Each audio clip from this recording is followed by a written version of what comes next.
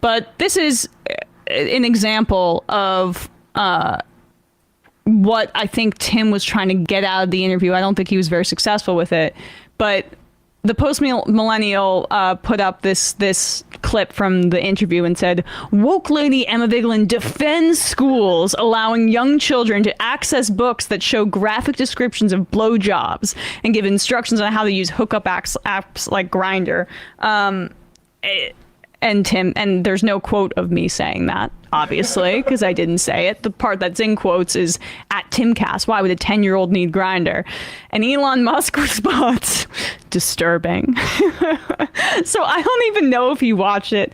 It doesn't really matter. That was Tim's objective. My objective going in was I want to try to get him to get specific about how he feels about DeSantis versus Trump, because he doesn't want to go there. I want to get him to hold him to account for some of the things that he said, which include the fact that he thought that the story about the 10-year-old who had to go out of state to get an abortion was a hoax, is what he called it. Also, the thing about the neo-Nazi shooter who had posted screenshots of episodes of Tim's show. I wanted to make sure that that was out there, and also to call him out on like his style, which is one that consistently reverts back to anecdotes or hypotheticals and does that to obscure what politics really is about. Those were my goals, and also to be very calm and then potentially that might trigger Tim, and that worked very, very effectively. But this was the only thing they got out of it, and that's nothing I even said. Yeah. But the fact that Elon Musk responded to it, first of all this guy does is consume right-wing political propaganda at this point, and that's what the website Twitter is just like. That's what he's converted into. I mean, that has become clear that the sense that he wanted to clean up a bot problem or protect free speech, you are a mark, and you should be left out of the room if you genuinely think that, like a caller did last week, which I wanted to jump out the window. You weren't here for that. And it's clearly like, he actually hates the political valence of Twitter. He hates the sort of conversations that have there, the ones that impinge both on his company and on the politics that he prefers. And he has decided to make that what his goal, and he's succeeded somewhat. It's not made it like pro free speech. You still have to do all the checks that corporations want to continue some advertisement funds, but you see Nazis there all the time now.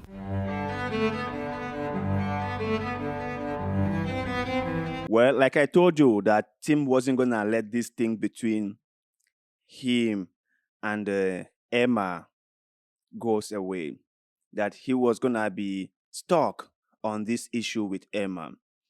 But before we get to that, right,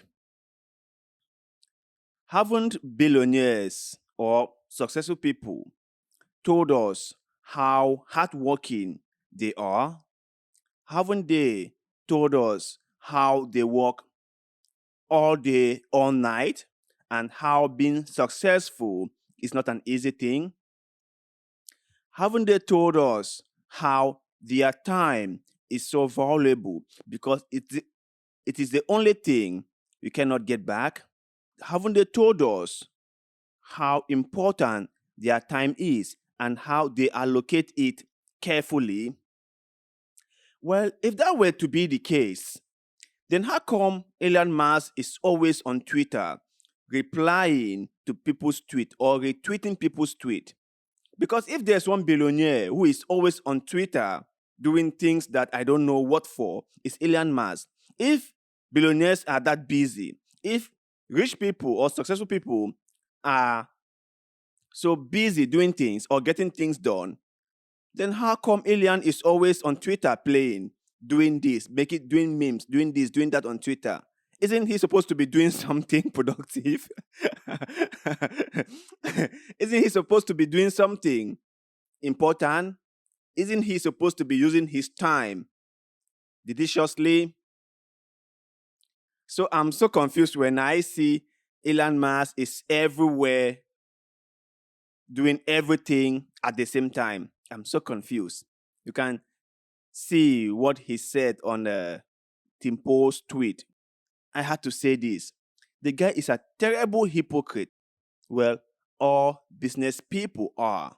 But Elon Musk is up here.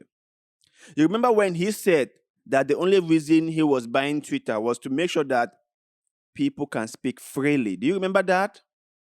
That he would avoid censorship. And I was like, okay, good luck with that. Then he bought Twitter.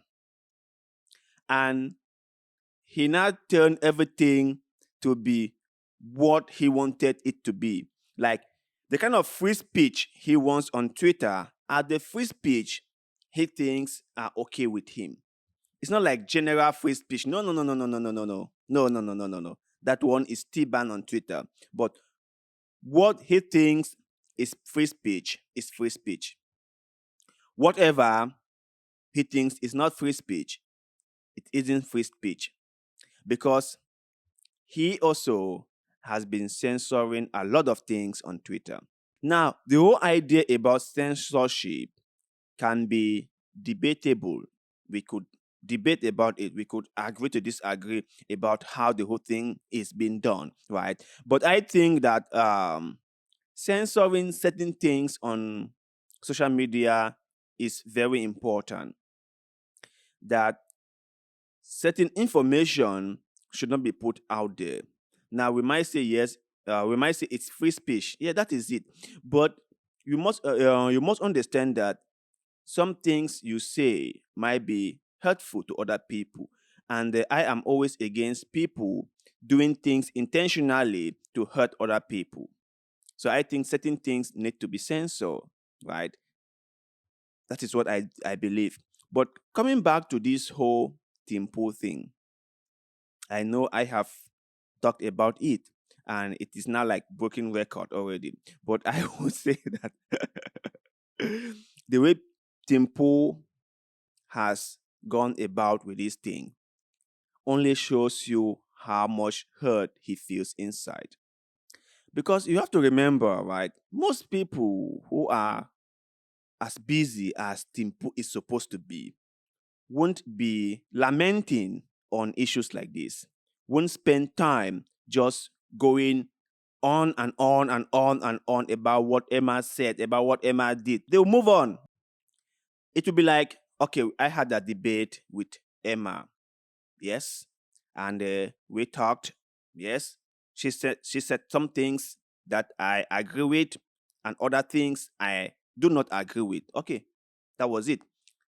She has her own opinions. I have my own opinions, and we live in a democratic society where everyone is free to share their thoughts and opinion. And let's move on, right? That is what any normal person would do. Move on, but not Tim Pool. He must make sure that everyone understands what really happened. He must make sure that everyone knew. And so he is still playing the Emma card. And I believe he is still suffering from the Emma syndrome.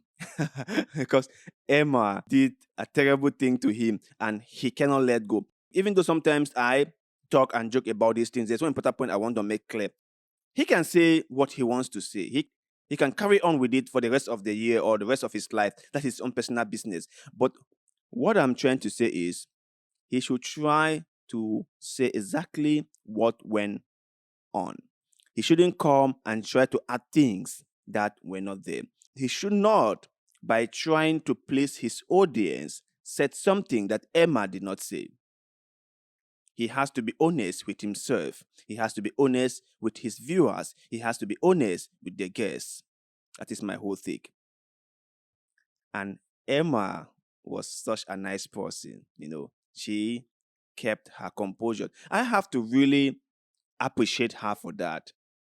I have to really salute her for that, because most people will be like, yeah, la, la, la, but she is like,